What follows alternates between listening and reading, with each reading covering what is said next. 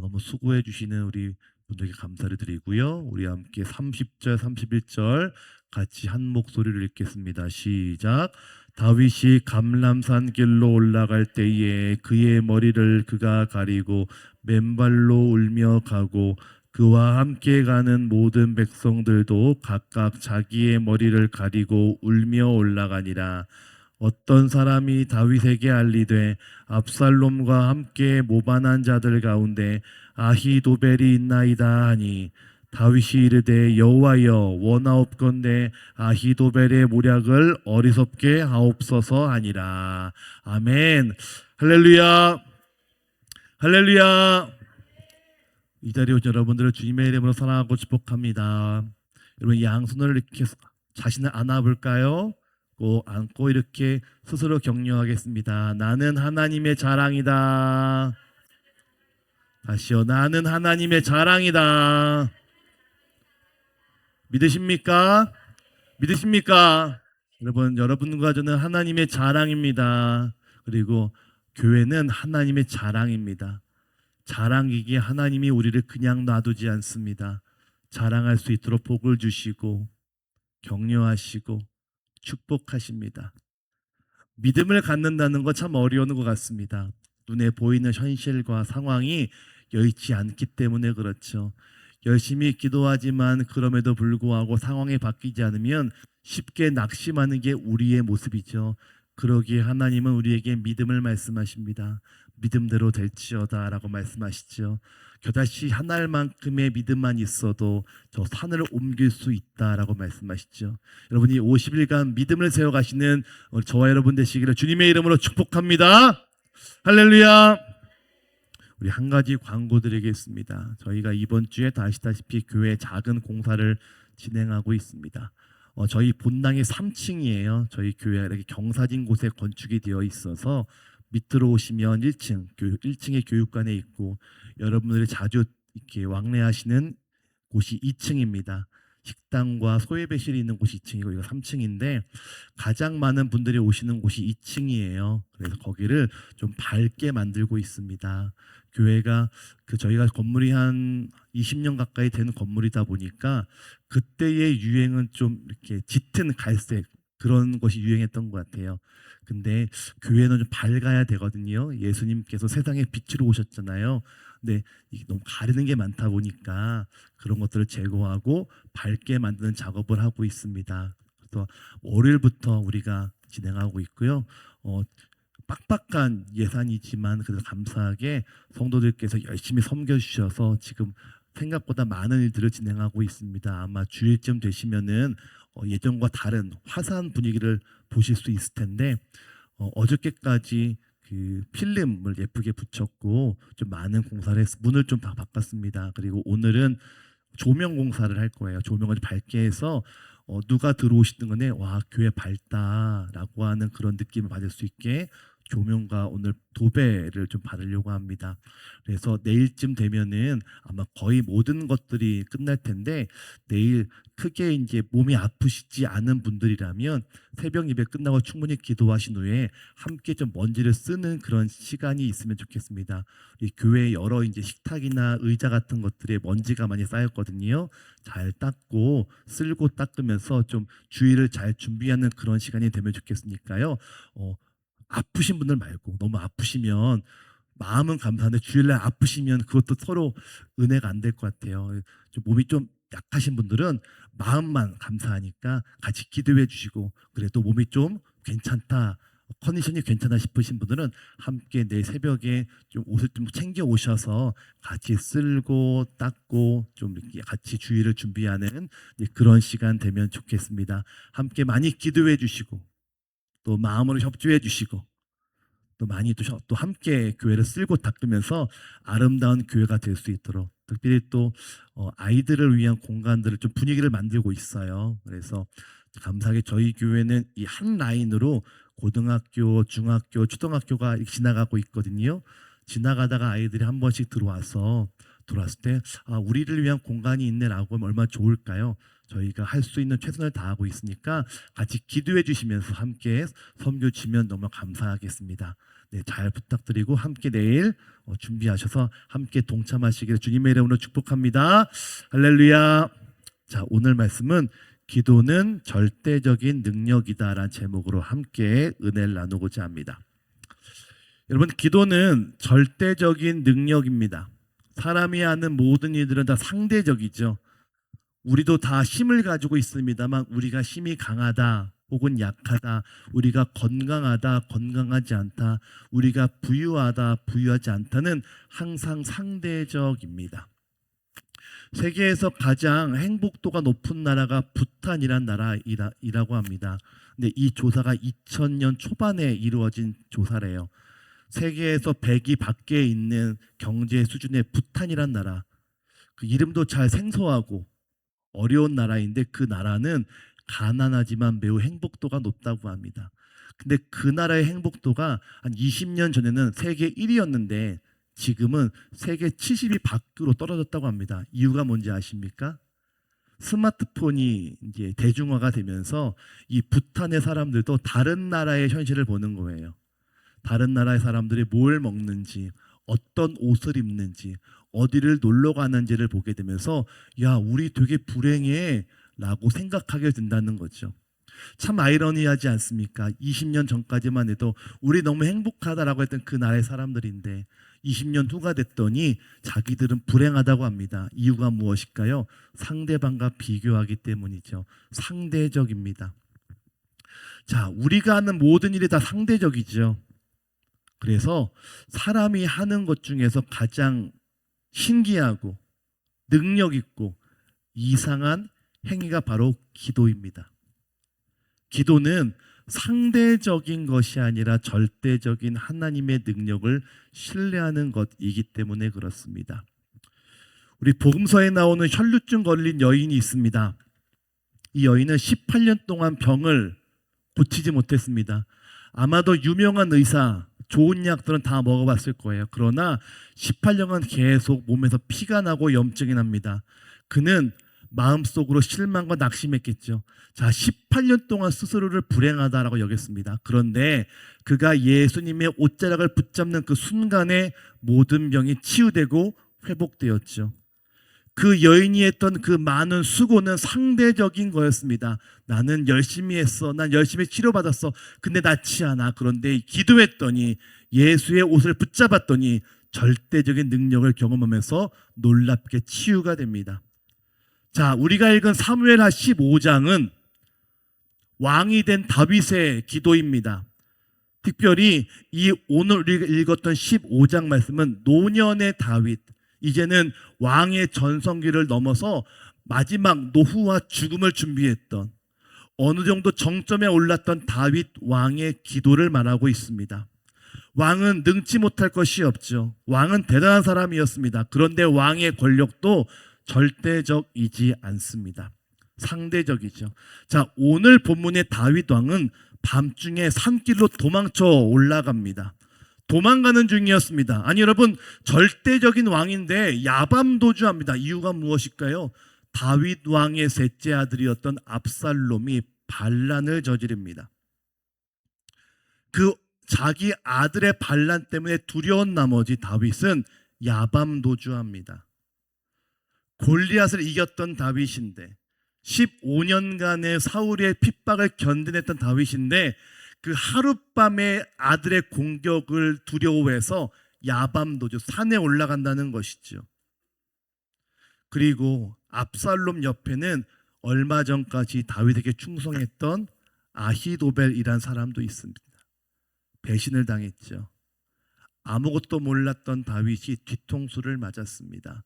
가장 믿었던 사람, 가장 믿었던 혈육에게 배신을 당하고 영모를 꾀임당하고 죽음의 위기에 놓여 있습니다. 갈 곳이 없어서 산으로 도망쳤던 그 다윗, 그런데 얼마나 초라했던지 우리가 또 살펴보겠지만 다윗의 행색이 남루합니다. 맨발로 나왔어요. 옷도 제대로 입지 못하고 막 뛰어나왔어요. 그만큼 그는 위기였고 가진 것이 없었습니다. 초라했던 그 다윗, 그런데 그가 기도했던 내용이 바로 오늘 우리가 읽은 본문입니다. 여러분, 권력이 대단한 왕, 그러나 그 권력도 영원하지가 않습니다. 어떤 정치인이 그랬죠. 국민은 영원하지만 정권은 짧다.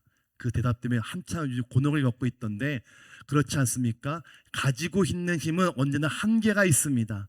그러나 우리 하나님이 주시는 그 힘은 영원하고 절대적입니다. 우리도 다윗과 같다면 오늘 본문이 우리를 향한 하나님의 절대적인 능력과 힘을 의지하는 복된 이 시간 되시기를 주님의 이름으로 축복합니다.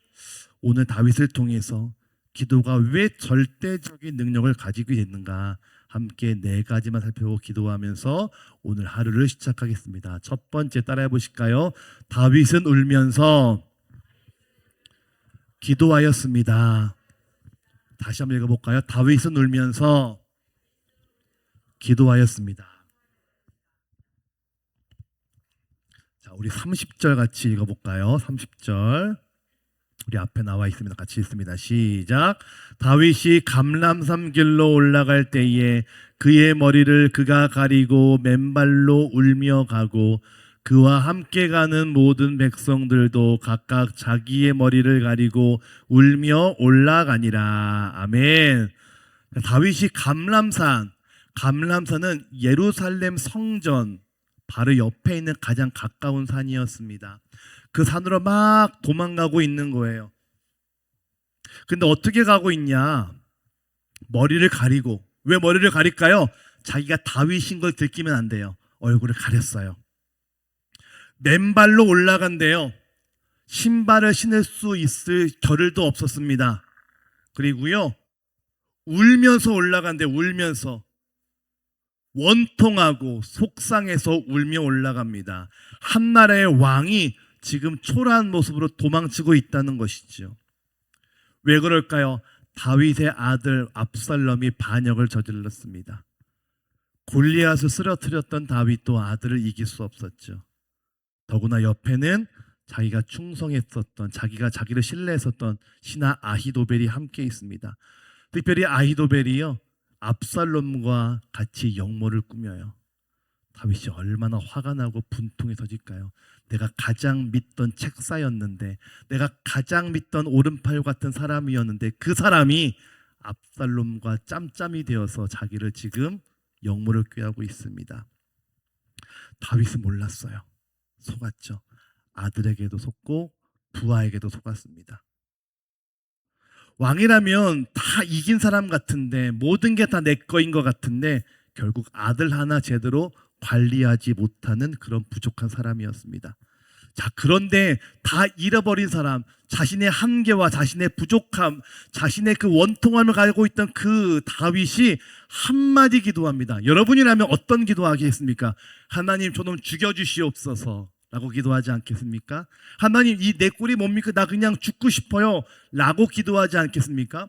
어떤 분은 저 사람을 죽여주세요, 아니면 나 그냥 죽여주세요,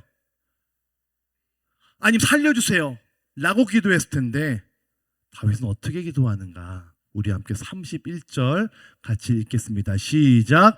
어떤 사람이 다윗에게 알리되 압살롬과 함께 모범한 자 가운데 아히도벨이 있나이다 하니, 다윗이 이르되 여호와여, 원하건대 아히도벨의 모략을 어리석게 하옵소서. 아멘.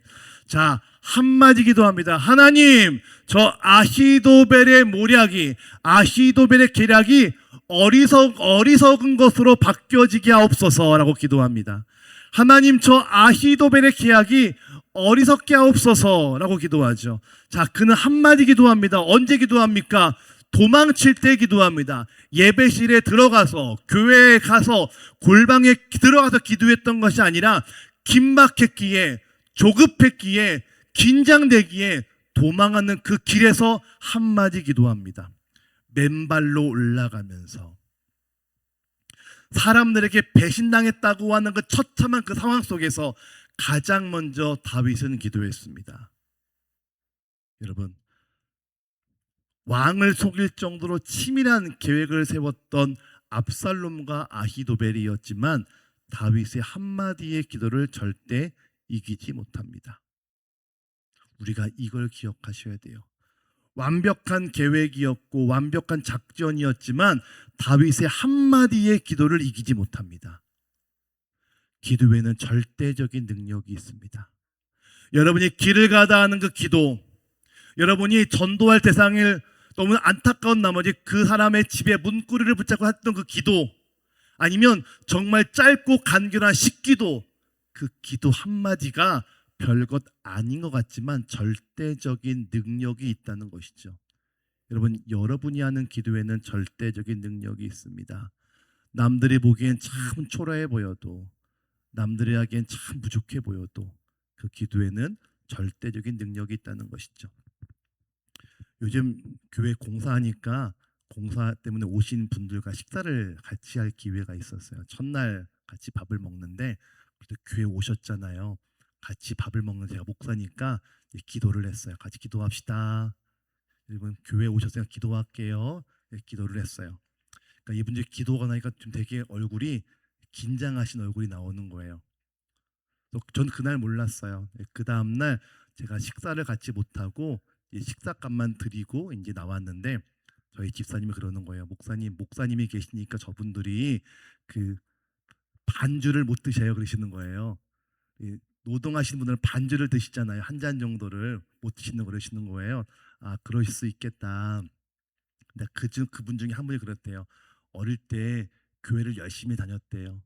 항상 들었던 말씀이 항상 기뻐하라, 쉬지 말고 기도하라, 범사에 감사하라. 항상 그 말씀을 듣고 살았는데 장성하다 보니까 신앙을 잃어버리고 교회를 떠난 거죠. 네, 교회로 일하게 오신 거예요. 그래서 그냥 그런가 보다 일하는데 목사님이 기도해 주니까 되게 긴장이 되고 마음이 그렇다는 거예요. 아, 그것도 은혜다. 교회 땅을 밟아서 교회라는 곳을 알게 되고 다시 잃어버렸던 말씀을 기억하게 되고 자신의 삶을 되돌아보게 되는 것. 여러분, 여러분이 하는 그 별거 아닌 기도, 한마디 기도 있지 않습니까?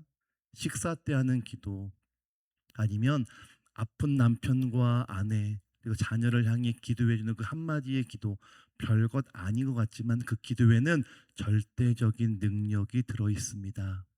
믿으십니까? 그래서 기도를 쉬지 마십시오. 별것 아닌 것 같다라고 하는 건 내 생각이죠.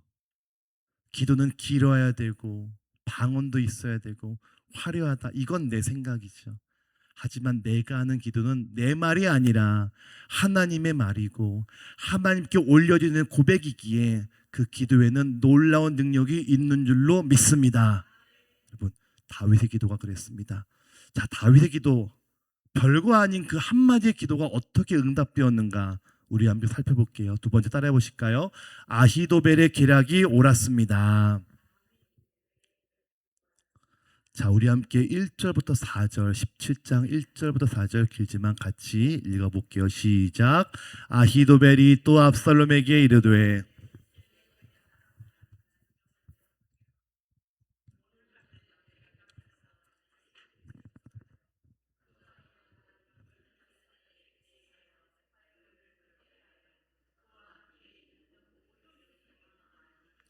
내가 다윗 왕만 쳐 죽이고 모든 백성이 당신께 돌아오게 하리니 모든 사람이 돌아오기는 왕이 찾는 이 사람에게 달렸음이라. 그리하며 모든 백성이 평안하리이다 하니 압살롬과 이스라엘 장로들이 다 그 말을 옳게 여기더라. 아멘. 자, 밑줄을 읽어볼까요? 압살롬과 이스라엘 장로들이 다 그 말을 옳게 여기더라. 자, 이게 무슨 말이냐? 다윗이 도망갔어요. 도망가니까 압살롬과 아히도벨, 특별히 아히도벨이 계략을 말합니다. 압살롬에게, 왕자님, 지금 다윗이 전쟁의 영웅이다 보니 지금 이때 빨리 기습해서 다윗의 목줄을 끊어내야 됩니다. 내가 지금 다윗의 뒤를 쫓아가서 오늘 밤 안으로 다윗을 죽일 테니 나에게 12,000명의 군사만 내어주십시오. 12,000명만 주시면 오늘 밤 도망가는 다윗 뒤를 쳐서 그의 목을 꺾겠습니다. 이렇게 얘기해요. 대신 압살롬 왕자님은 나서지 마십시오. 압살롬의 입장에서 너무 좋은 거 아니겠습니까? 아버지를 죽일 필요가 없어요. 아히도벨이 그 부담을 지겠대요. 게다가 오늘 끝내겠대요. 오늘 기습하겠대요. 여러분, 반란의 핵심은 기습입니다. 기습을 해야, 빨리 선점을 해야 혁명으로 갈 수 있죠. 승리할 수 있죠. 아히도벨이 지금 그 계략을 말하는 거예요. 지금 오늘 밤 안에 내가 다윗의 목소리를 끊어 놓을 테니 나에게 12,000명의 군사를 주세요. 거기 있는 모든 사람들이 좋다, 그 말이 맞다, 다 찬성해요. 자, 그런데 놀라운 일이 벌어집니다. 세 번째, 따라해 보실까요? 후세의 계략이 불리하였습니다. 자, 11절부터 13절 앞에 나와 있죠. 같이 있습니다. 시작. 나는 이렇게 계략을 세웠나이다. 온 이스라엘을 단부터 브에세바까지 바닷가에 많은 모래같이 당신께 모으고 친히 전장에 나가시고 우리가 그 만날 만한 곳에서 그를 기습하기를 이슬이 땅에 내림같이 우리가 그의 위에 덮여 그와 그 함께 있는 모든 사람을 하나도 남겨주지 아니할 것이요.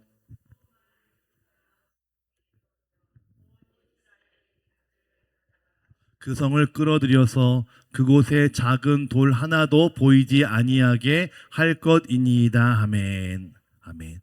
자, 아히도벨의 계략은 오늘 밤 안에 내가 다윗의 목줄을 끊겠다였어요.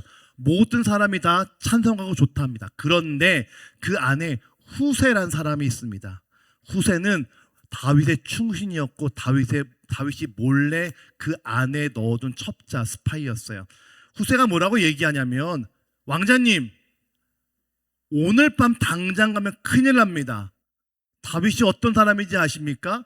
전쟁터에서 잔뼈가 굵은 사람입니다. 지금 갔다간 오히려 크게 낭패를 겪을 수 있으니 우리가 단부터 브에세바까지, 이 말은 우리나라로 따지면 백두산부터 한락산까지거든요. 이스라엘 전체의 군사를 다 모아서 한 번에 다윗을 공격해야 됩니다. 그리고 직접 왕자님이 선두에 서셔야 됩니다. 그래야 백성들이 왕자님에게 신임을 할 겁니다. 신뢰를 할 겁니다. 이렇게 계략을 짜요. 자, 여러분 생각해 보자고요. 이스라엘 전체 군사를 다 모으려면 시간이 필요하겠죠. 시간이 필요하다는 것은 다윗에게도 시간을 준다는 의미예요. 다윗도 자기의 군사를 모으고 재정비할 수 있는 시간을 주겠죠. 이건 절대적으로 좋은 계략은 아니었습니다. 도망치는 다윗을 뒤쫓아가서 죽여야 끝날 판인데, 그것이 아니라 우리 이만큼 군사를 모을 거니 저 사람에게도, 저 다윗에게도 군사를 모을 수 있는 시간을 주겠다는 거예요. 누가 들어도 아히도벨의 계략이 맞고 후세의 계략이 틀렸습니다. 게다가 아버지를 죽여야 되는 압살롬, 얼마나 스스로 부담스러울 수 있겠습니까? 그런데 이 말을 듣고 사람들이 놀라운 반응을 보입니다. 우리 함께 14절 읽어볼까요? 14절 읽겠습니다. 시작. 압살롬과 온 이스라엘 사람들이 이르되 아렉 사람 후세의 계략은 아히도벨의 계략보다 낫다 하니 이는 여호와께서 압살롬에게 화를 내리려 하사 아히도벨의 좋은 계략을 물리치라고 명령하셨음이더라. 아멘. 놀라운 일이 벌어집니다. 상식적으로 봤을 때 아히도벨의 계략이 맞는데 거기 있던 사람들이 후세의 말을 듣고, 그래, 후세가 더 좋네, 판이 바뀐 거예요. 전세가 역전되었습니다. 모든 사람들이 그래, 후세가 나아 라고 사람들의 마음을 바꿨다는 것이죠. 왜 이렇게 됐을까요? 여호와께서 사람들의 마음을 바꾸셨대요. 여호와께서 명령하셨다라고 말하고 있습니다. 여호와께서 사람들의 마음을 바꾼 이유, 원인이 무엇이었을까요? 다윗이 산으로 도망칠 때 했던 그 한마디의 기도, 그 기도를 들으시고 하나님이 거기 모인 사람들의 마음을 바꾸셨다는 거예요. 자, 누가 들어도 아히도벨의 말이 맞는데 정작 결정할 때는 후세의 계략에 손을 듭니다. 왜일까요? 마지막 네 번째 따라해 보실까요? 하나님이 명령하셨습니다. 자, 다시 31절 읽어볼까요? 읽겠습니다. 시작. 다윗이 여호와여 원하건대 아히도벨의 모략을 어리석게 하옵소서. 아멘. 자, 다윗은 깊은 산에서 외쳤던 그 한마디의 기도를 하나님이 기억하십니다. 그리고 계략을 꾀했던 그들의 마음에 하나님이 명령하셨죠. 사람의 생각으로는 아히도벨의 계략이 옳습니다. 하지만 그 마음을 주장하시는 분은 하나님이셨습니다. 여러분, 우리가 회의할 때가 있습니다. 우리가 왜 나라를 위해 기도해야 될까요? 우리가 왜 교회를 위해 기도해야 될까요? 우리가 왜 남양주 시청을 위해 기도해야 될까요? 사람이 계획할지라도 그 계획을 이끌어 가시는 분은 오직 여호와 하나님이시기 때문에 그렇습니다. 그 공동체와 나라를 흥하게 하실 것도 하나님이시고 공동체와 나라를 그냥 내버려 두실 분도 하나님이시죠. 우리가 기도하면 절대적인 기도의 능력을 통해서 사람의 마음을 바꾸실 분이 하나님이시기에 우리는 항상 나라를 위해, 교회를 위해, 우리가 살고 있는 이 마을을 위해 기도해야 될 줄로 믿습니다. 여러분, 하나님이 이 다윗의 기도를 들으셔서 아히도벨의 계략이 아니라 후세의 계략에 많은 사람들이 찬성하게 합니다. 다음 날 압살롬은 후세의 계략을 쫓아서 이스라엘의 군대를 다 모아요.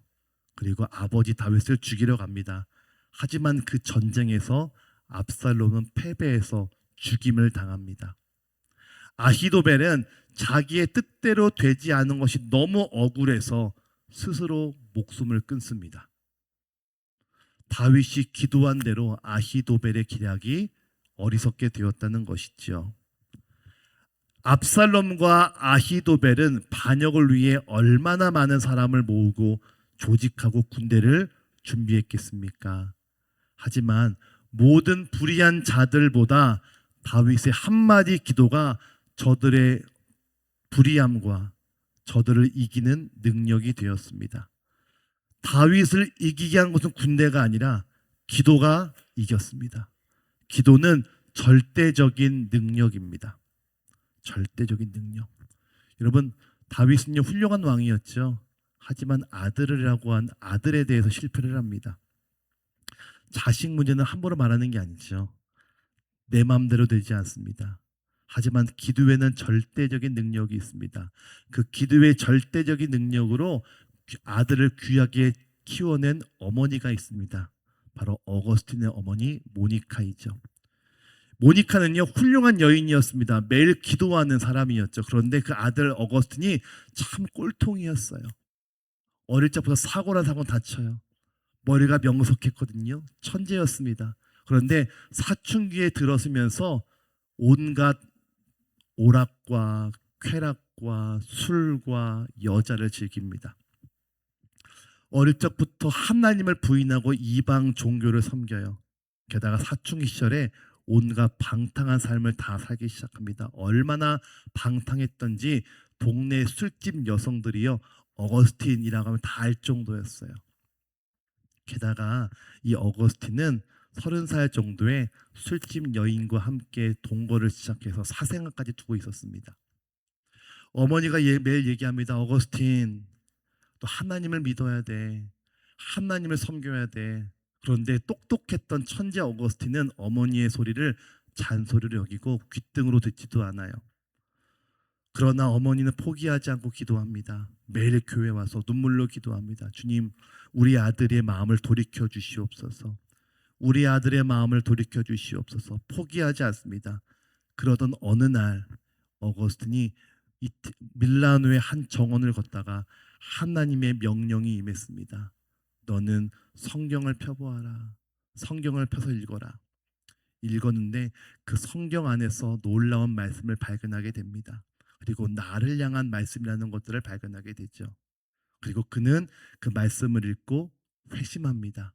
그리고 본인이 배웠던 지식을 기반으로 성경을 공부하고 기도하고 그래서 초대교회 가장 훌륭한 성자 어거스틴으로 바뀌어지게 됩니다. 여러분, 사람이 사람에게 하는 말은 소용이 없어 보일지라도 우리의 입술로 하나님께 기도하면 하나님이 절대적으로 역사하십니다. 신발도 신지 못해 도망갔던 그 다윗, 그러나 그는 기도합니다. 하나님, 저 아히도벨의 모략을 어리석게 하여 주시옵소서. 그 기도 한마디가 그의 인생을 바꿨고 그의 삶을 역전시켰습니다. 우리가 부르짖는 기도는 흩어지는 기도가 아닙니다. 그냥 혼자 되뇌이다 돌아가는 그런 연불도 아니고 주문도 아닙니다. 하나님의 능력이 됩니다. 여러분, 기도를 포기하지 마십시오. 당장 응답이 없어도 기도를 포기하지 마십시오. 어거스틴을 바꿔놓았던 어머니 모니카는 포기하지 않고 기도했더니 그 아들이 회심하고 그 아들이 하나님께 쓰임받는 놀라운 성자 어거스틴으로 바뀌어지게 됩니다. 여러분의 기도 한마디 한마디가, 포기하지 않는 기도 한마디 한마디가 쌓이고 쌓이고 쌓이다 보면 절대적인 능력이 되어서 사람의 마음을 바꾸고 인생을 바꾸고 삶을 전환시키는 하나님의 절대적인 능력으로 보여지게 될 줄로 믿습니다. 믿음은 바라는 것들의 실상이요 보이지 않는 것들의 증거라 하셨습니다. 여러분, 오늘 그 기도의 능력으로 자녀를 위해 기도하고 남편을 위해 기도하고 아내를 위해 기도하고 교회를 위해 기도하고 나라를 위해 기도하면서 주님, 이 부족한 나의 기도이지만 외마디 기도이지만 이 절대적인 기도의 능력을 내가 믿음으로 고백하오니 나의 기도를 통해 응답하여 주시옵소서, 일어나게 하여 주시옵소서, 믿음대로 될지어다, 믿음대로 될지어다 고백하고 선포하시는 우리 저와 여러분 되시기를 주님의 이름으로 축복합니다. 축복합니다.